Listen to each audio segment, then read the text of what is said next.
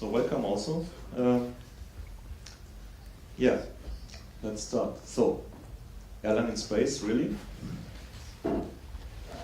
Yeah, well, I was convinced that this talk title is very good, so, and when they convinced me, I didn't know that I had to rewrite the whole talk, because now we have to put it in space, because before I didn't plan to put it in space.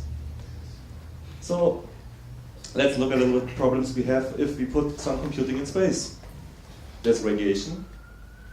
The easy way around this is to use a space-hardened CPU, which is very expensive, which doesn't matter in space at the moment, which is also very slow.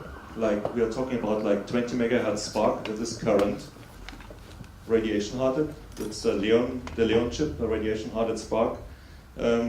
We also have power budget, depending on where we are. Some missions have more power, some have less power.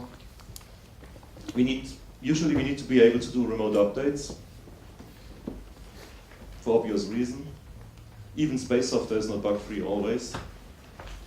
And if people are involved, there's also the safety issue.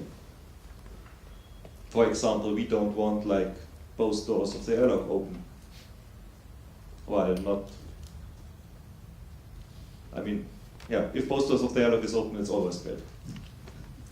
And actually, you have this almost the same issues with safety on normal space missions, because the stuff is so expensive, it's really bad if it breaks.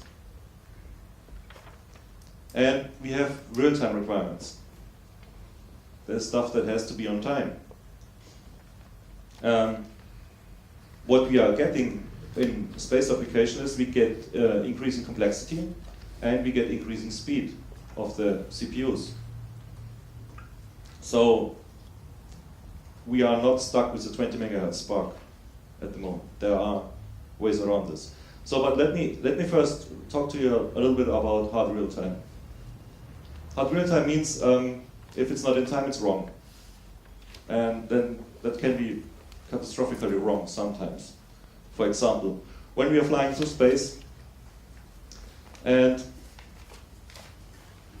yeah, we overdid it, and the reactor overheats.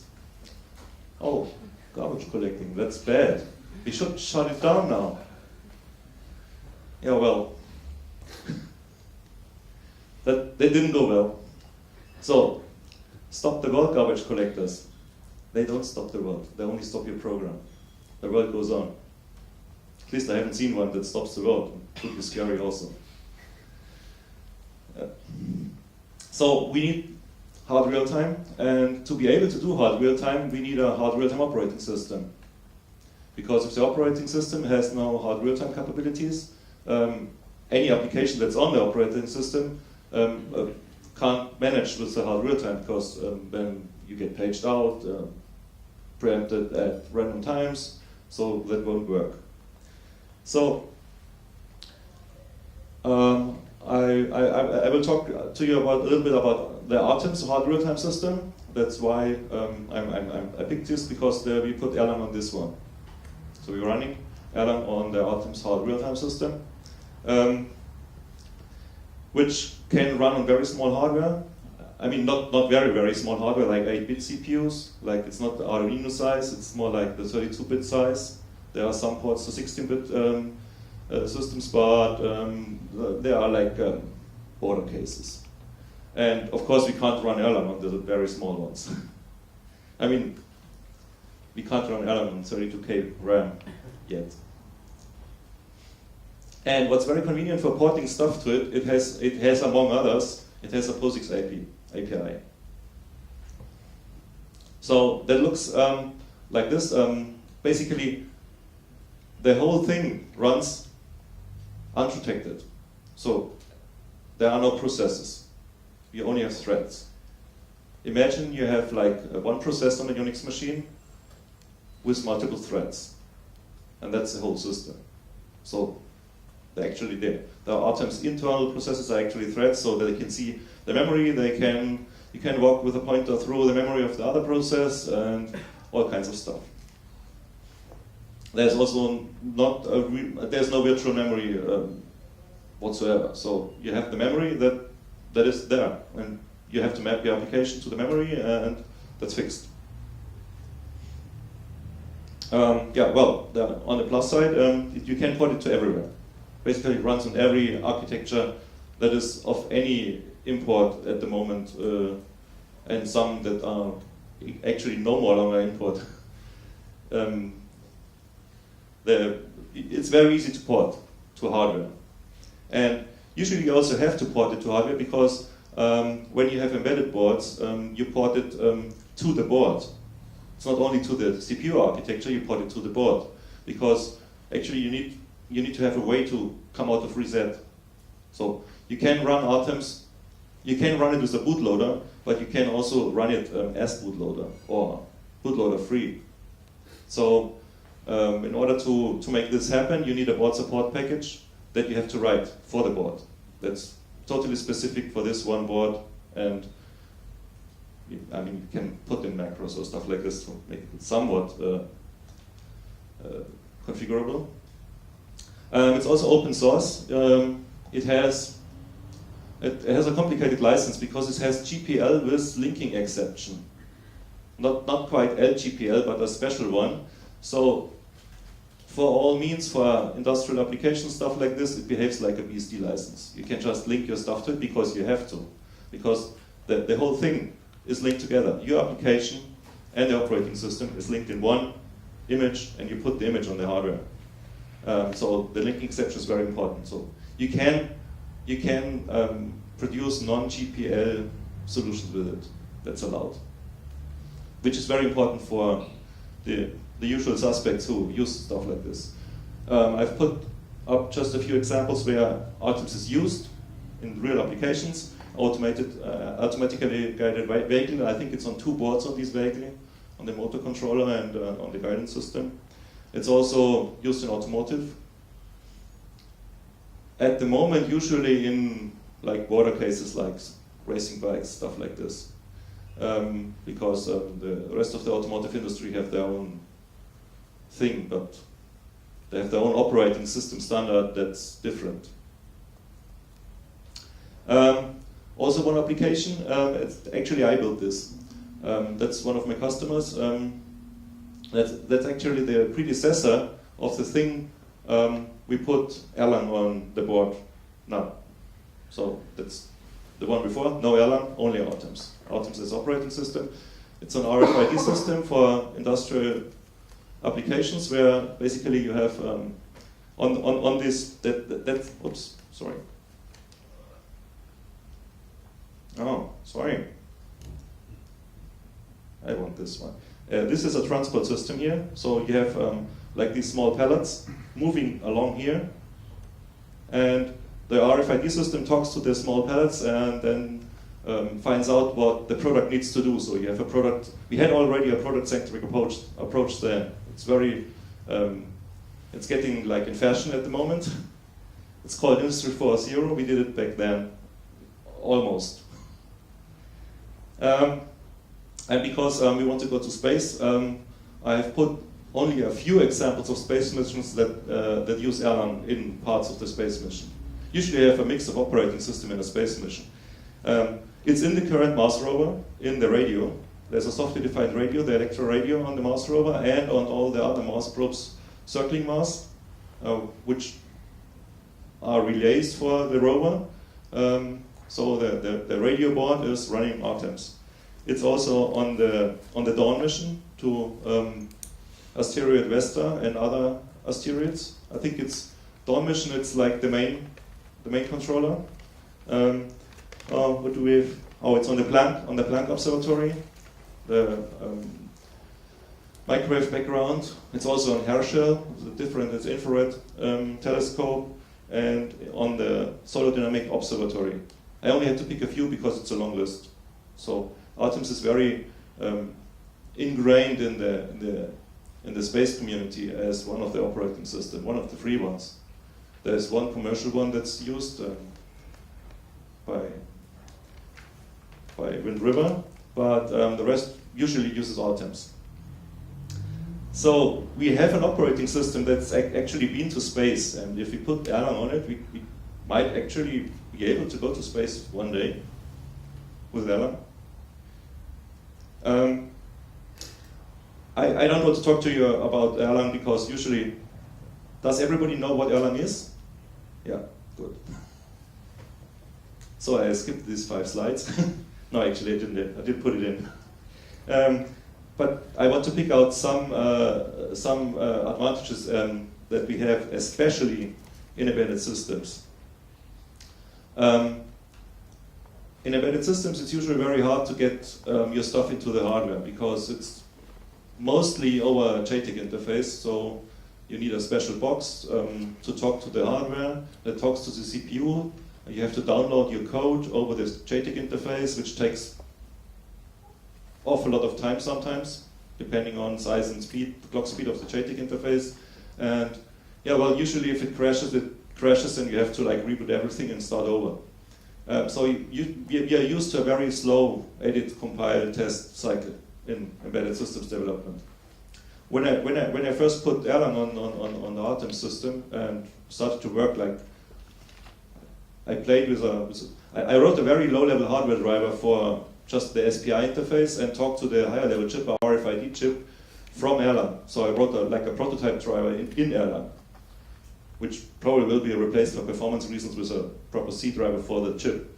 But once I noticed that I didn't restart the system for 3 days and hacking away at the Erlang shell, it occurred to me that's actually pretty neat. And faster, much faster. Erlang has fault tolerance. Yeah, well, that's not a bad thing to have industrial systems where the customer gets very mad at you and loses millions if the assembly line stops, for example, or billions if the space probe doesn't talk to you anymore. Soft real-time is often enough for many applications. So in most real-world applications I was involved with, the really hard real-time part is usually 5% of the whole system. So you need only a small percent that's hard real-time, and most of the stuff is soft real-time or not real-time at all. I mean, it should answer some time. And what's happening in embedded at the moment, we get SMP systems in embedded. And basically nobody in the embedded community, software community, is ready for this. And as you can imagine, if you have an Erlang system on it that has its SMP schedulers on, and we are actually working on this at the moment, that's very, very comfortable to use the additional power. It's also the fault tolerances in Erlang is usually done by supervising, and yeah, well, lots of problems in space wouldn't have happened if they would have had a proper supervisor. So you probably all know this scene. I'm sorry, Dave. I'm afraid I can't do that. Oh, that's bad. Doesn't let me in. But hell is written in Erlang. So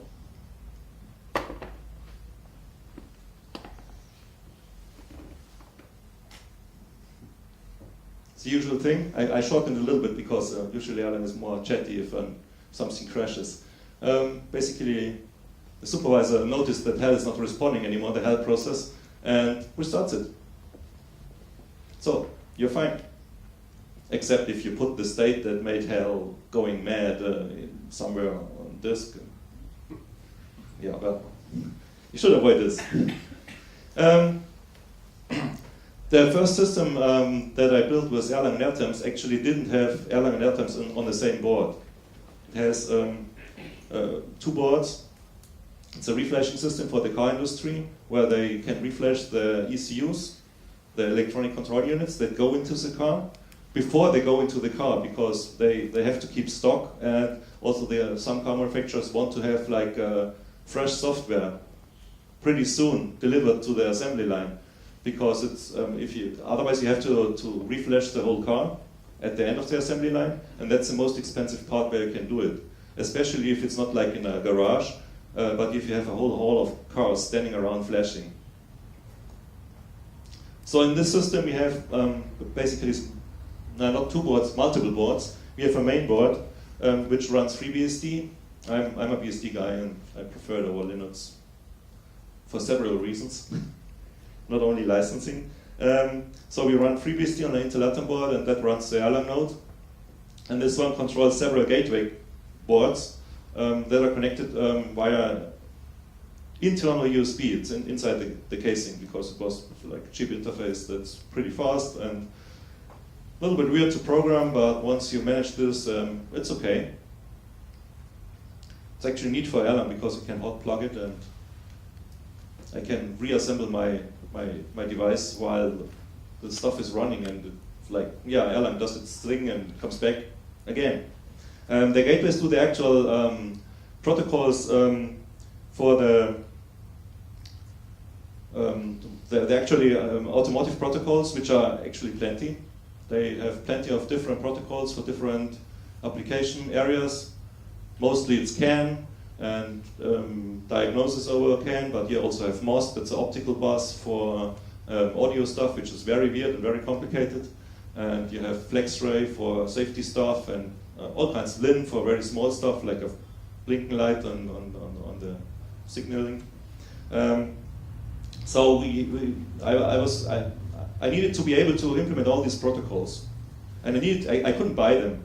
For one, I didn't have the funding. For the other, if I want to reflash broken ECUs, I need to be able to tinker with my protocol stack, because sometimes, or actually not very rarely, they are broken in a way that they don't talk to you properly anymore. But they talk to you, but you have to deviate from the spec to be able to get them flashed. So that's how it looks. It's a rather big device, big box. That's for two channels, and you can network it. It has an Ethernet switch built in, so you can daisy chain it. And yeah, I use Erlang distribution to make it behave like a multi-channel device, which was actually the predecessor of this device. So the predecessor was a 16-channel device, big box, with back then serial channels talking to the ECUs. So now I get the scalability for boxes, because every customer wanted a different number of channels. Like, can we have one channel for the office? And yeah, actually we need only 10 channels. Do we have a 10-channel unit? Yeah, so I got around this. That's actually got me into Erlang, because I was like, oh, I want to distribute this, and there's this language of distribution, and yeah, that got it started with this project. The project was, for me, a proof of feasibility that it works in industrial applications. These boxes are distributed all over the world. I can't get to them. I have to remote update them. Obviously, I don't have to hot update them. I don't have to hot load the code, because they are basically booted, switched on for every different flashing need. So, but the disadvantages, I don't have integration, and I'm also battling with latency between the boards through you go from the Erlang node, you have to shove it through the libUSB, then go through the USB stack, then out the USB, and on the other end. So I have lots of latency in the protocols, and I have to build in flow control to be able to have optimal performance for the faster protocols. So for the same customer that I built the industrial RFID system, we actually wanted to do a new project, and it happened while we were talking about it that we might put Erlang on it, maybe for the web server and for some dynamic stuff, but the rest we keep, and during the talks the rest of the system was eaten up by Erlang. So now we do everything in Erlang and write some drivers in C. And yeah, I created a new name for the project. It's called Grisp Project. It's not very well known yet, because it's not released yet. There's a website already. Bad website. So, what's the advantages if we put the Erlang on the actual hardware? If you run it, we can go to much smaller hardware. We actually don't need an MMU, because Erlang doesn't need an MMU actually. I mean, as long as it's not running out of memory, it's fine. And if it's running out of memory, and the MMU doesn't help me either if I don't have a disk. And it doesn't either help me if I have a disk because it gets slow then, and it's bad anyway. We can get very, very low latency between the hardware and the Erlang node because there's no operating system in between. RTEMS is no operating system that's taking up any time between an interrupt and, or almost no time, and Erlang noticing it. I showed a little bit more detail on the next slide. Actually, let me show this. So that's how a system with Erlang on the node looks like. We have the Erlang code. Hope this works, yeah, here. And which runs on the Erlang runtime. The Erlang runtime has drivers, like LinkedIn drivers for like network and file system, the built-in drivers. Those drivers just talk to the POSIX block in RTEMS. The file operations, network operations are all built into RTEMS. There's a network stack, which actually, at the moment, it's pretty old, but we there's work going on porting the latest FreeBSD network stack to RTEMS. So it usually has its network stack from FreeBSD also. And so we get the latest, nicest network stack from FreeBSD, which is also SMP capable. That's basically the main reason it got ported, because RTEMS has already SMP support at the moment, and well, you need a network stack that can provide this. And there might be other drivers. There's also a classic API that's basically, you have semaphores and small message queues, and it's basically convenient for writing C applications. But you can also write your C application part in the POSIX part. You can switch, you can actually mix the APIs of different views. There's a core operating system, and the APIs are implemented on top of this. The C application usually would run your hard-realtime stuff, or stuff where you have like already a C solution, like a pre-existing solution or something like this. This usually will run on a higher priority than the Erlang VM to be able to do a hard-realtime. So anytime one of the C threads is able to run, it will preempt the VM, because Erlang is only soft real-time, and so we can put the hard real-time stuff into the C application. But we also want to have the easier access to the hardware. And in RTEMS, it's very common to not write a driver like into the operating system, which that you only do if you want to have reusable stuff. If you have a I2C chip that occurs on many boards, then you can write a general driver and everybody can use it for convenience. But for lots of special hardware, you just talk to the hardware. You just access the memory, the registers of the hardware, and make it do stuff. And that's this area here. And we want the same close relationship from Erlang to the hardware.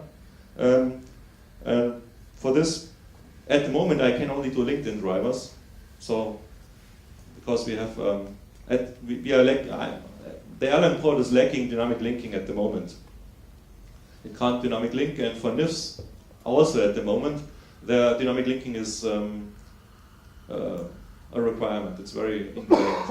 I've heard from Ericsson that they actually removed this requirement, so you can statically link your own LinkedIn drivers. Which at the moment I just patch my LinkedIn driver into the main driver table. There is a driver table for the built-in drivers, and you can just hack it, patch it in, gets statically linked. And it's actually neat how it works accessing hardware, because the Erlang LinkedIn driver interface looks very similar to an operating driver interface, which talks to the hardware. So it's almost a one-to-one from the logical concepts from the LinkedIn driver to operating system driver and vice versa. It's very similar concepts. And so this way over here doesn't work. This way over here is the part where you can get the very low latency, because you get an interrupt in the LinkedIn driver, you just make the select run, and the VM knows that your Erlang code notices what's happening. For easy access, you can also use NIFs if you only want to read a register, for example, which can't be delayed and is very fast. So once we have the dynamic linking in, or Erlang removes the dynamic linking, whoever is faster, you can use NIFs also. So the hardware I brought to you, that's the hardware spec, and yeah, let's demo this. Need a space picture. Oh, sorry. So I'm actually trying to move over. Sorry about that. To show you the hardware, the camera. Oops. That's bad.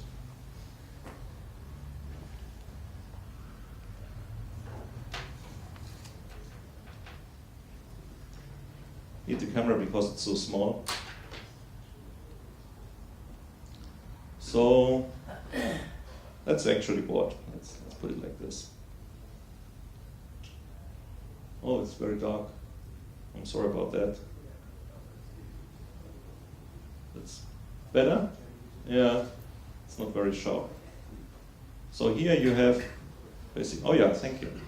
You have the CPU, that's the controller, memory, flash. I think these are Ethernet transceivers on the other side of the board. It's mainly connectors and a few small stuff. I think that's a PHY for the Ethernet. And these connectors are industrial Ethernet connectors. And this board is just a board to connect my serial line. And so I think that's it about for this. So I switch to the laptop.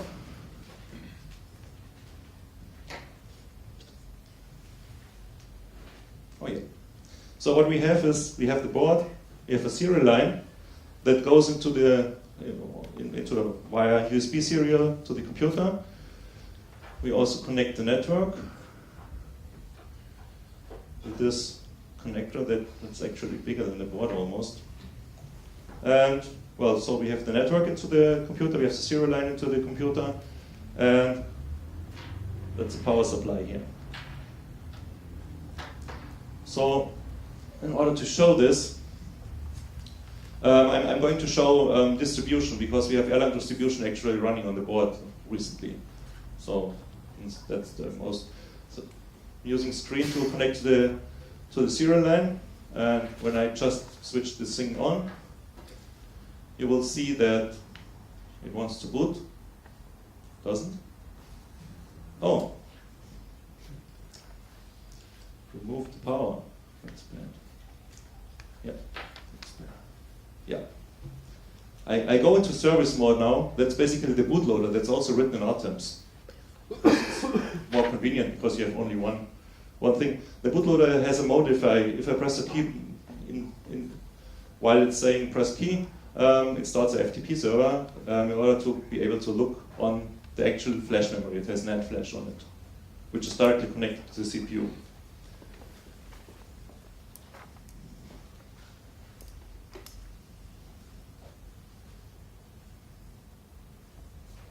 So that's the top level device. FFS is the actual flash file system. We're using an open source flash file system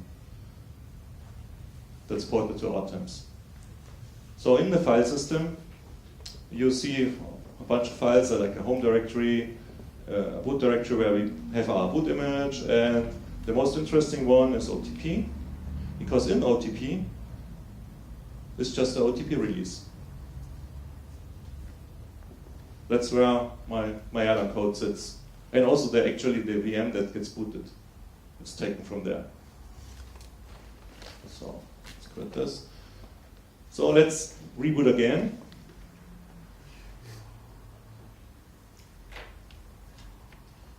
And this time don't press the key. I'm not pressing the key. So now it boots. It loads Beam.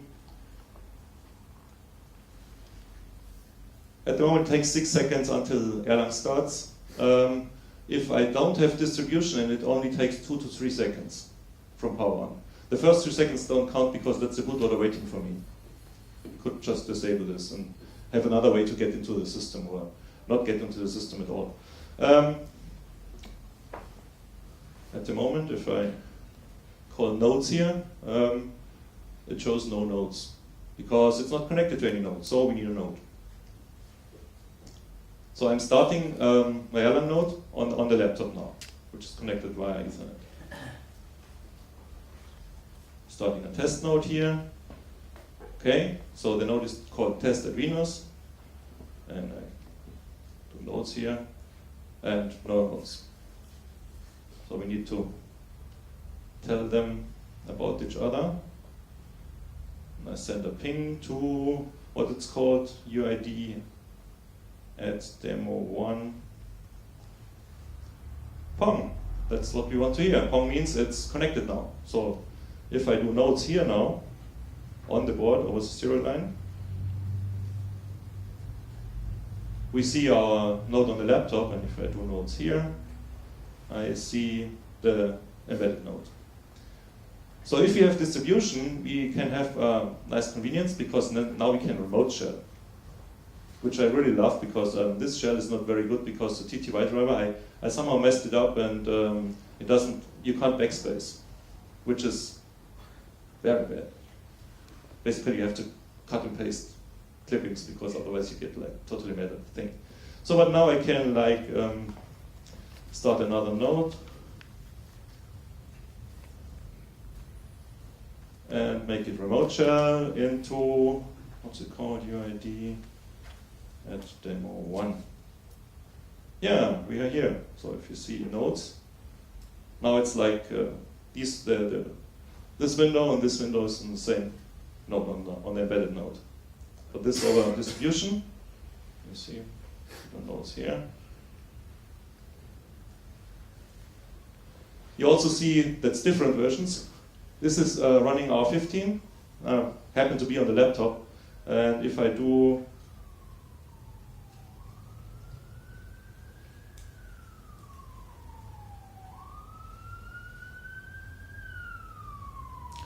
if I ask the other node, this one, what it's running R17, which is not out yet. Which means basically I'm on master. So what I do now is I disconnect the node now from the power and see what's happened. So now the node is gone. Oh, let me move this window in front. While it's like trying to find its node again, let me talk a little bit about the EPMD. In order for Erlang distribution to work, you need a port mapper daemon on each node, which is kind of a hassle if you don't have a separate process where you can run the port mapper daemon because it's normally a Unix process. There's actually code written that you can make it work into a LinkedIn system, but the code was really messy and I didn't want to understand it completely. And so what I did is I wrote a port mapper daemon in Erlang, and I added a hook to the net kernel that you can, like, say, start this port mapper daemon before you actually want to do distribution, and that's what runs now at the moment. So the port mapper daemon is also in Erlang, and by this time it should have noticed that the remote node is gone. So I just disconnect the power. I didn't push any buttons from here. Yeah, that was the demo. I lost my time display now. How much time do I have? 15? Great.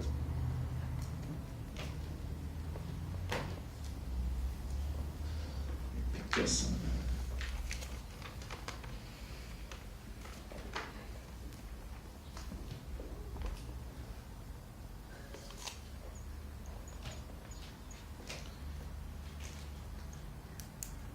So, we are back. So that was the demo. Oops. Yep. The current status is it's stable. The customer is testing it constantly at the moment. Boot time you already saw. Distribution is working. That's how it's built. Fortunately, Erlang OTP has a very nice cross-building system built in already, which I can just use. I mean, I had to patch into the make files for like special stuff for RTEMS. And with this, at the moment, I have a specialized conf, basically this conf file here. Yeah, this conf file here. That's where all the settings are about the architecture. And at the moment, the BSP and the architecture is hard-coded in the config file. So you would need to write a config file for every setup you need. I'm planning pretty soon to add configuration variables to the process. There's actually a way to do this, where you can just specify like your architecture and your BSP type while configuring. So you don't have to actually change the OTP distribution to be able to build it with RTEMS.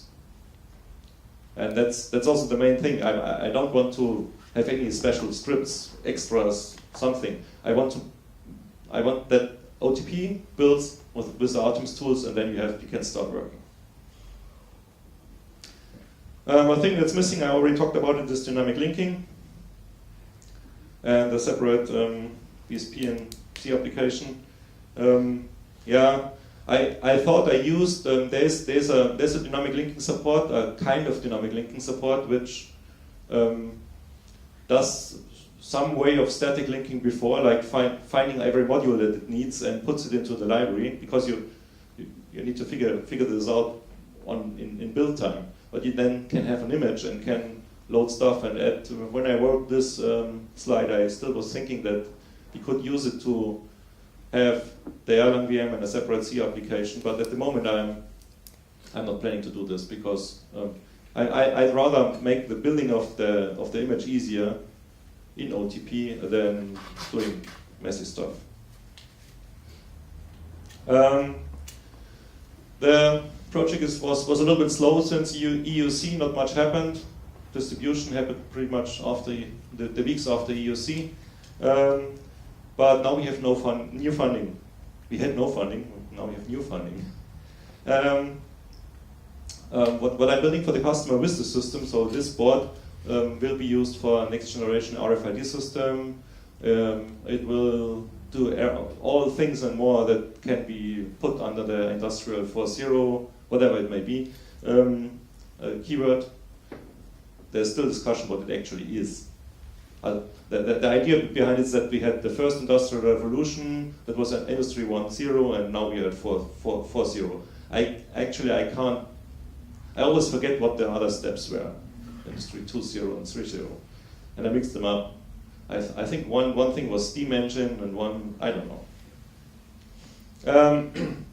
We got the funding from because my customer got into a research project for smart factory IT, and that's where we get the funding now, and for quite a while. So that's pretty neat, because from this funding I will be able to also round it up and make it usable for everybody. Because at the moment it's a set of patches on my machine that needs to be applied to OTP, and these patches still have small parts that are project specific, and what I want to do is just to make it easily build out of the box.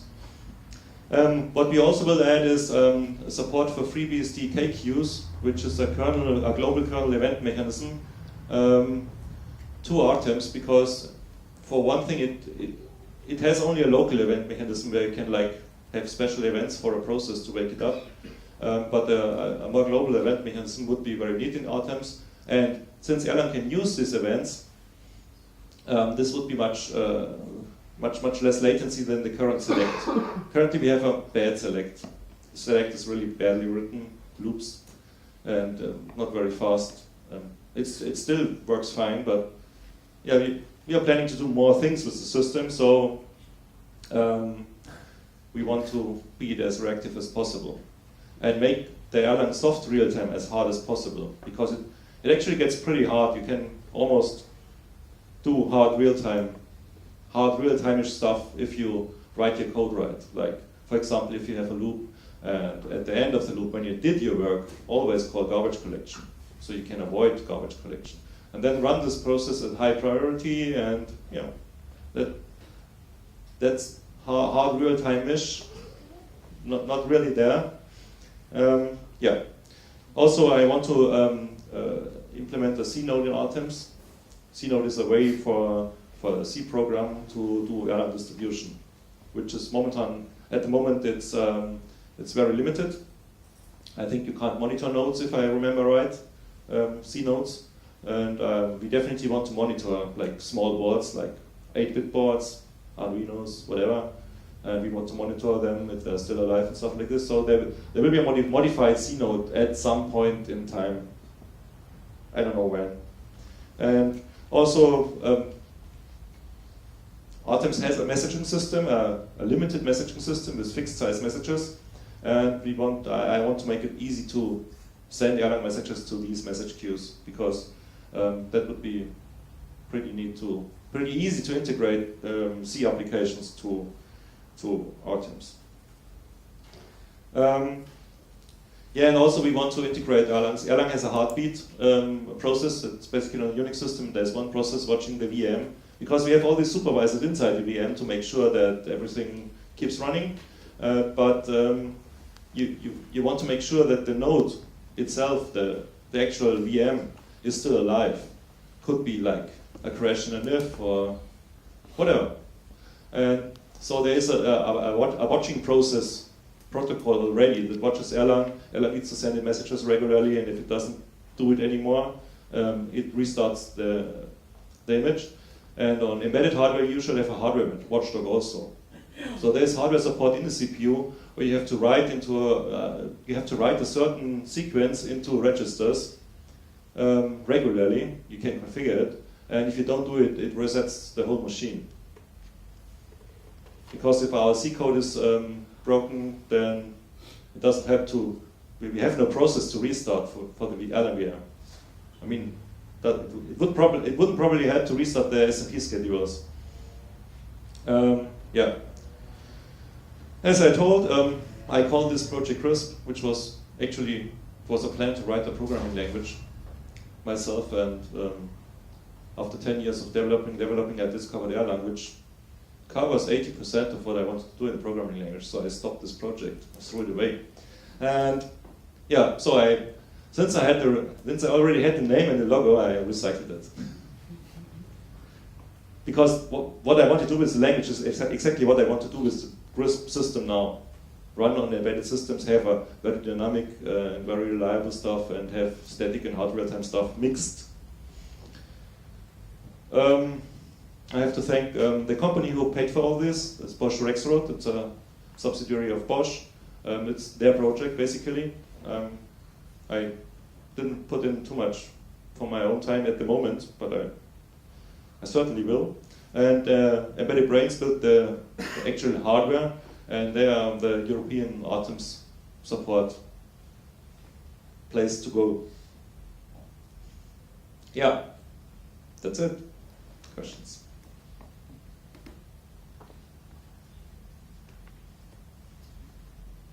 What happens if you pull up the board again?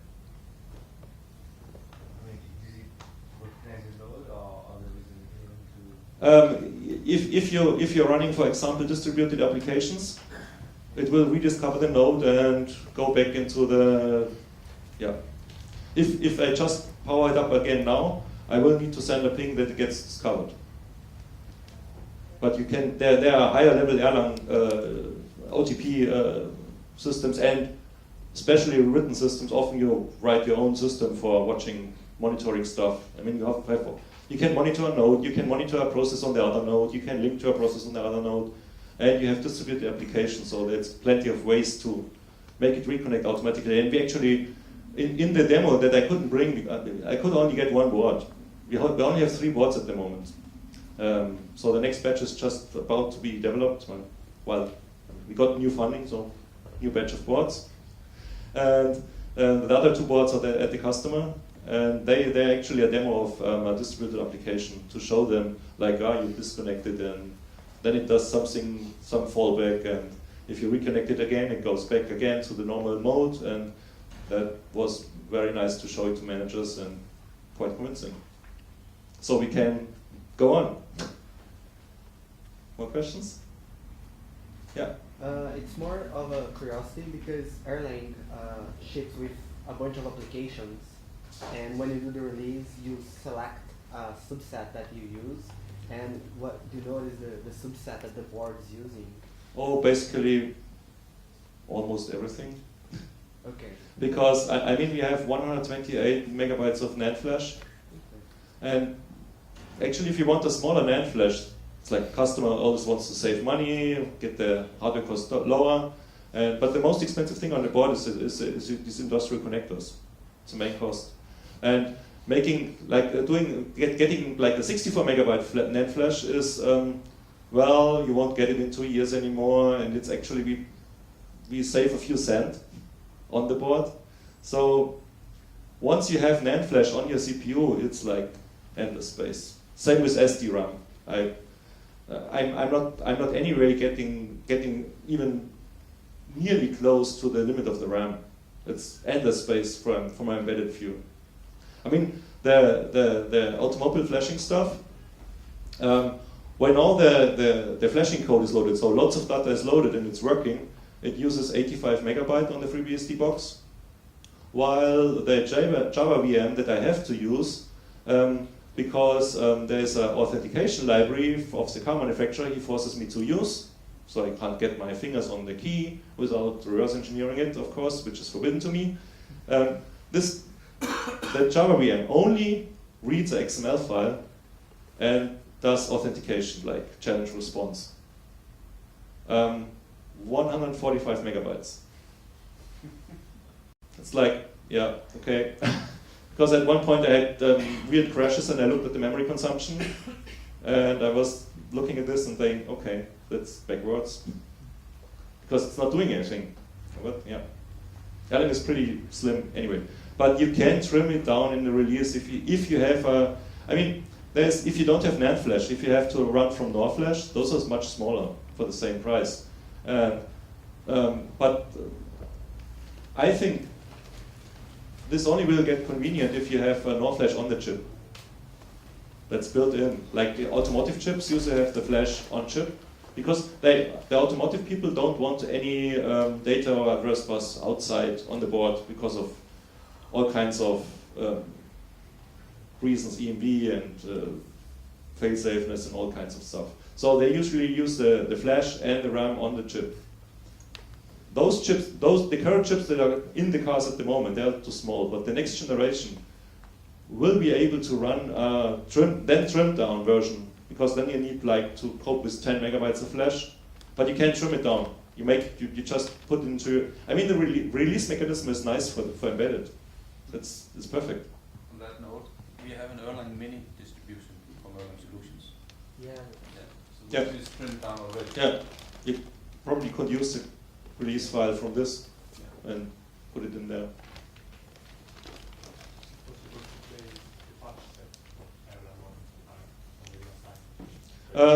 Not at the moment, because there's still customer specific code in it. But as you saw, I'm already back on master, because I was like on R14 when I started, and I was busy doing the port. And because it was a slow going project, like with limited funding, and so Erlang moved on. But I already trimmed down the patch set to like a handful of patches, and which are separate for the different things. But I hack in the customer drivers into the OTP, and I have to get rid of this first. But it's not much work anymore. It's actually, I plan to have like an announcement, distribution, blah blah blah. But yeah, well, time is always too short before conferences. But pretty soon, just watch the Grisp URL, this one. There's not much going on. I just put one page up and ugly layout. This one, no, this one. Yeah. If it's done, it will be announced here and on the mailing list and the usual places.